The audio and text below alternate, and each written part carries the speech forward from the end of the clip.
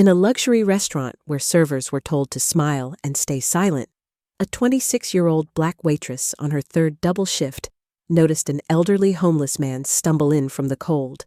Management told her to remove him immediately, but instead, she offered him water, a warm meal, and dignity.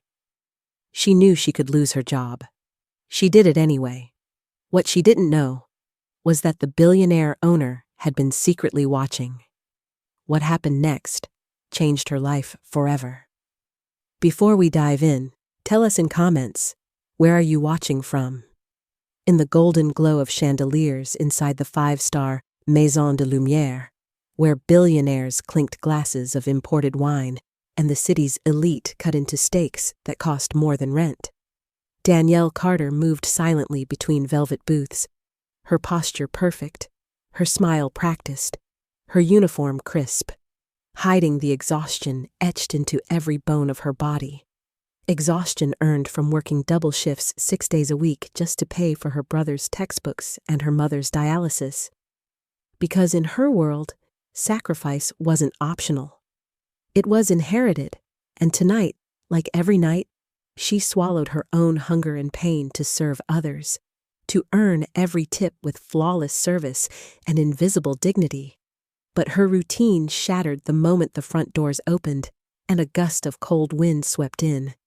carrying with it a man who didn't belong in this world of caviar and champagne. A homeless man, frail and disoriented, eyes glassy, beard thick with grime, clothes layered in filth and hope, holding a crumpled flyer for a job fair that had ended 2 days ago, mumbling apologies as the maitre d' lunged toward him like he'd triggered a silent alarm, shouting, "Sir, you can't be in here!" Before Danielle, driven by instinct, not logic, stepped between them like a wall, placing a firm hand on the man's shoulder and saying gently but clearly, "He's with me," knowing full well what that meant, knowing full well she could be fired for it, knowing full well that kindness had a cost in places built on cold profit. But she'd watched her father die on a stretcher after being turned away for not having insurance, and she swore then that she'd never let anyone be treated like trash again, even if it ruined her. So when she led the man, who shakily introduced himself as Harold, to a quiet table near the kitchen, away from judging eyes and clutching purses, she didn't hesitate, didn't flinch when her manager barked in her earpiece, "Danielle, what the hell do you think you're doing?" Because in that moment, her conscience spoke louder than fear, louder than policy, louder than the threat of poverty, and she replied, "Feeding a guest,"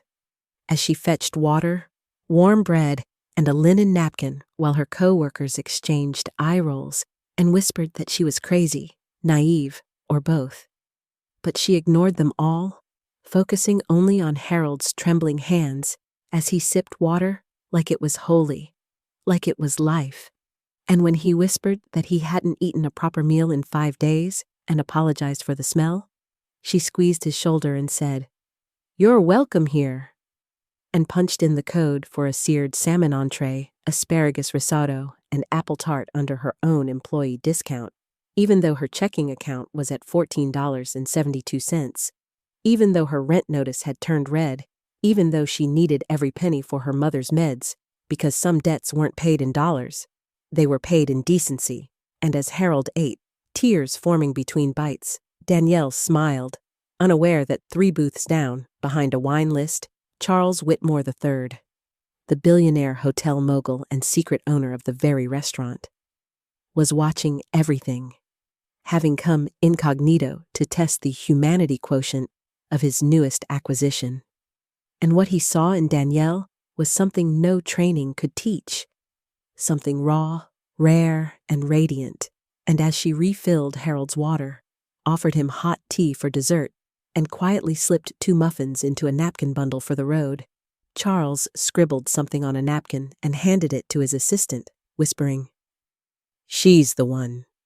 before standing, leaving a $2,000 tip under his untouched creme brulee, and disappearing into the night without a word. leaving behind only echoes of possibility. But Danielle didn't know any of that when she was called into the back office the next morning and handed a pink slip by a pale-faced manager who muttered something about violating policy and jeopardizing brand image. And as she walked out the service door, holding a plastic bag with her shoes and apron, heart hammering and hands numb, she felt more afraid than she'd ever felt before. Not for herself, but for her family, her responsibilities, the weight she carried alone. And when she sat at the same bus stop where she once waited as a girl dreaming of Paris and poetry, now just another discarded soul in a city that ate the kind-hearted alive, she didn't notice the black SUV pull up until the door opened and Harold stepped out, clean-shaven, in new clothes, smiling like the sun had finally remembered his name, and said, "I've got someone you need to meet." And when Charles Whitmore stepped out behind him, holding a folder with Danielle's name in gold, and said, "I've been looking for someone like you for 20 years, she blinked in disbelief as he offered her a full-time executive position heading his new Compassion initiative across all 123 Whitmore properties, a six-figure salary, health benefits, relocation stipend, and a company car, explaining that her one act of defiance proved what no resume could, that empathy, when wielded with courage, could transform an industry, a culture, and a life. And as tears welled in Danielle's eyes, Harold added, "He paid for my housing and hired me too," and handed her a handwritten letter thanking her for reminding him he was human, and Danielle, stunned, whispered, "This can't be real," to which Charles replied, "It's real because you made it real." And the next week, when Danielle walked through the glass doors of Whitmore Global HQ in a navy blue power suit with her nameplate already on the door, and her first task to design kindness training for over 8,000 employees worldwide, she paused in the lobby, looked at her reflection, and saw not just a waitress, but a warrior who chose compassion over convenience and won. And months later, when she stood on the TED stage recounting the night everything changed, her voice breaking as she described the moment, she said, "He's with me." Millions watched, shared, and cried, and in restaurants around the world, policies changed, doors opened, and in one small diner in Detroit, a waitress named Elena saw a homeless man at the door and didn't hesitate to say, "He's with me," because Danielle's story wasn't just a feel-good footnote. It had become a revolution of kindness, one plate, one seat, one heart at a time.